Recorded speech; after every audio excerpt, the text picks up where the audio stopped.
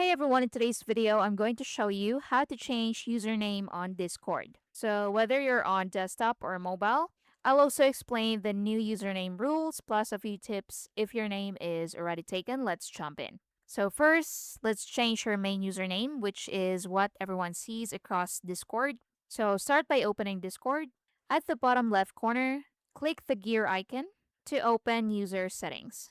Now from there, go to my account. Once you click on account, go to the right side and hover over username and tap on edit right here. Then enter your new username.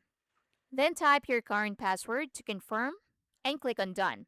Now on mobile, you can open Discord app and tap your profile icon in the bottom right.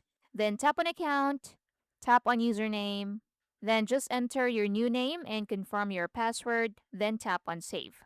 Now, before you change it, here are a few things to know. Username must be unique, no duplicates. So, only lowercase letters, numbers, dots, or underscores are allowed. No spaces, no special characters. And Discord no longer uses tags like number sign 1234 for most users. So, if your name is taken, you'll need to tweak it a bit. Now, next, if you want to change your name in a specific server, you can use a nickname.